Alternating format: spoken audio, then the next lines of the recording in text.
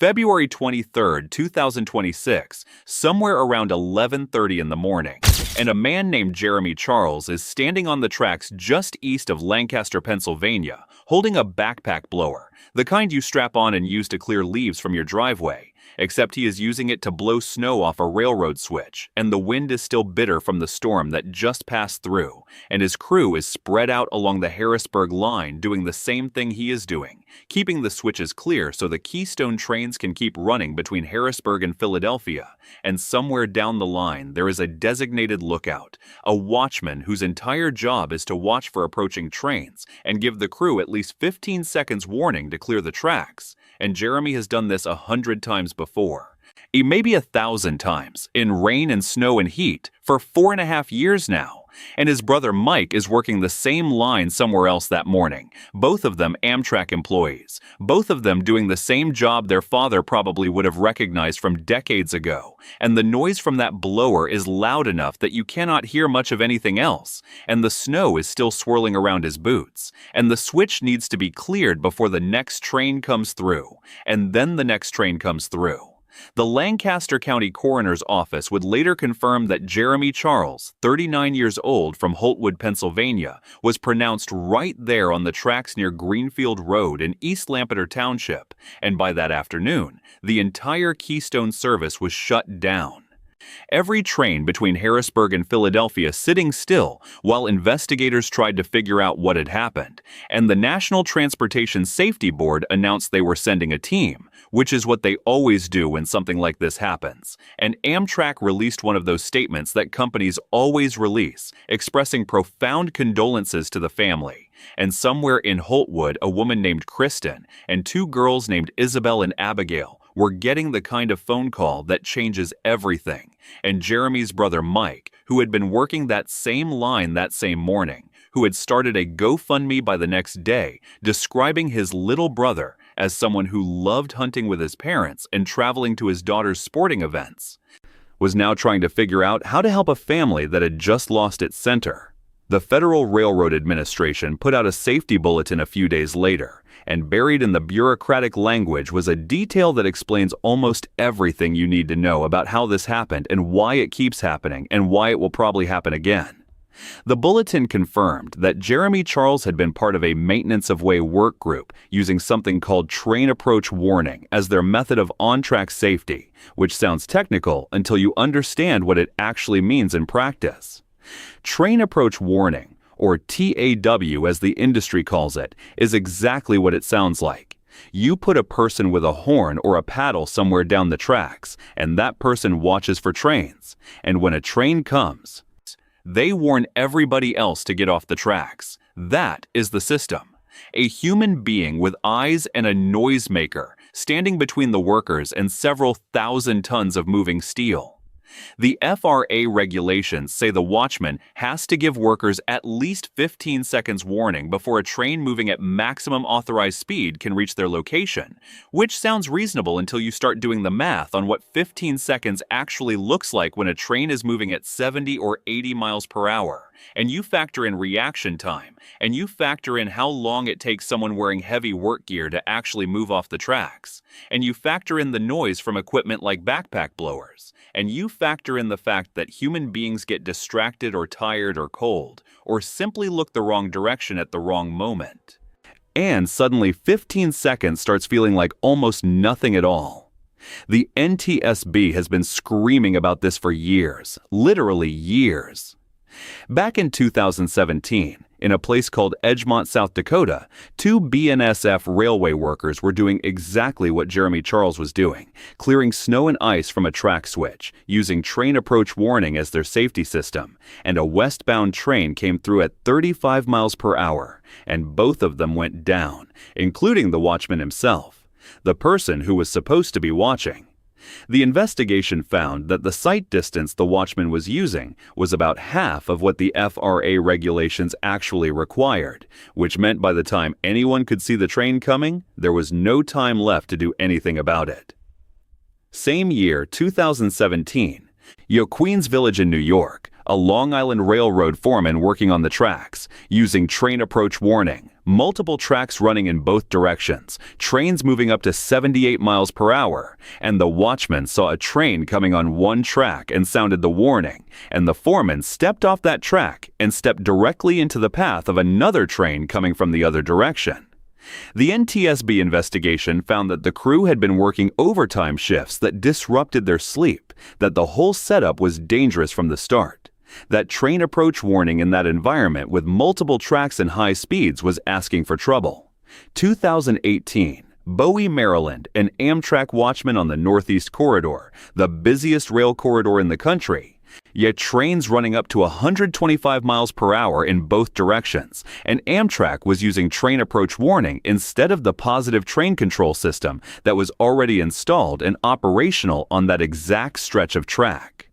The NTSB concluded that Amtrak's decision to use TAW in a high-risk area with multiple main tracks and high-noise environment and bidirectional train movements at speeds that give you almost no time to react was, in their words, circumventing the protections that would have been provided by positive train control. After that investigation, the NTSB issued a recommendation, officially designated R21-5, telling Amtrak and all the Class 1 railroads to eliminate the use of train approach warning protection in controlled track territory during planned maintenance and inspection activities.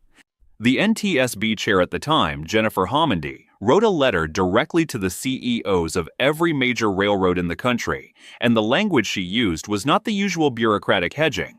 She wrote that the continued use of TAW circumvents the protections that would be provided by positive train control, and she said that the decades of funding and research and equipment and training that the railroads have put into implementing PTC is being undone by the continued use of TAW, and she called it directly a deadly risk that roadway workers cannot be asked to bear. That recommendation came out in late 2021. Jeremy Charles was clearing snow from that switch in Lancaster County in February 2026, more than 4 years later. The recommendation has not been implemented. The FRA has not mandated the elimination of train approach warning in controlled track territory. The railroads are still using it. The workers are still standing on the tracks with backpack blowers, while someone down the line is supposed to be watching for trains. The statistics tell a story that the industry does not particularly want anyone to hear. Since the FRA put roadway worker protection regulations in place back in 1997, more than 75 roadway workers have gone down. The NTSB has investigated 8 accidents involving railroad and transit worker fatalities in a single year. Rail worker safety is on their most wanted list of transportation safety improvements, which is the NTSB's way of saying this is a problem that keeps showing up and nobody seems to be fixing it. The Association of American Railroads will tell you that safety has improved dramatically, and technically they are not wrong. The overall numbers have trended in the right direction over the decades. Employee casualties are down 64% since 2005. The Class 1 railroads set a record low rate of injuries and casualties in 2024. These are facts. The industry points to them constantly. Look at how safe we are. Look at how much progress we have made. Look at the numbers. But here is the thing about numbers.